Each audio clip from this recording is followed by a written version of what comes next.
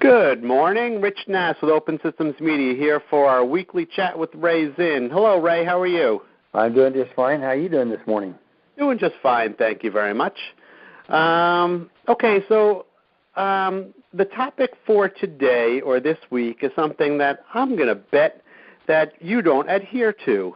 Having a healthy work-life balance where you need to, I shouldn't say need, but to have a healthy existence outside of work, you should cap your work time at 40, 45, no more than 50 hours of a week of work, so you can enjoy your family and other stuff. And where you're from in Silicon Valley, that's definitely not the case. People work 60, 70, 80 hours out there, and that's the norm. Where did you stand on that? A, with yourself, and B, with the people who work for you at Micrel? Good question. You know, I was teaching at Virginia Tech this past Thursday, and one of the students asked me, how do I balance work and my personal life? So this very question was asked, and I've always adhered to a good balance. As you know, at Europe, they take off at least 2 weeks, mandatory almost, every summer. The place almost shuts down. In fact, I remember when I was at Micrel that we had to cut back our revenue projections for the summer in Europe because those guys are on vacation. So, they take a considerable amount of time off, as you would. I think the average work week there is something like 36 hours or 38 hours in Europe. In Japan, I think it's in excess of what we have in Silicon Valley. Those guys work really long hours.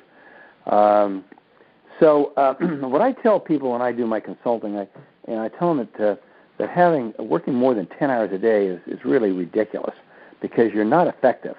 You can only work so many hours before you lose your efficiency and your effectiveness.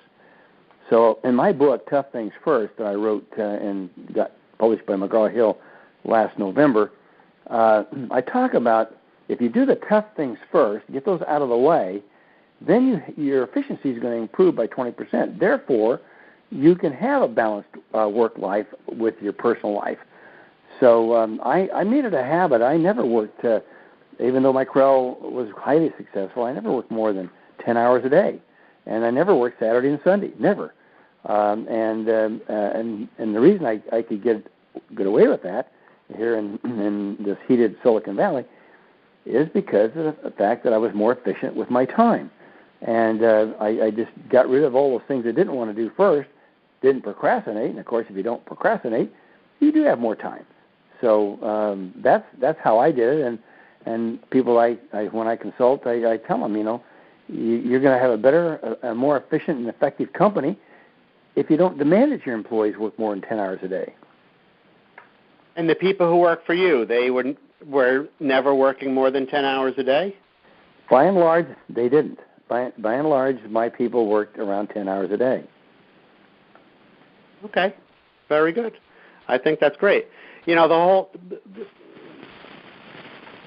described what happens in Europe, and that always drives me crazy. I don't know why they can't stagger these vacations so they're not shutting down the whole country. Can't half of them take off 1 week and the other half take off the other week? And, it just doesn't seem like a good way to run a business, but who am I to say, right?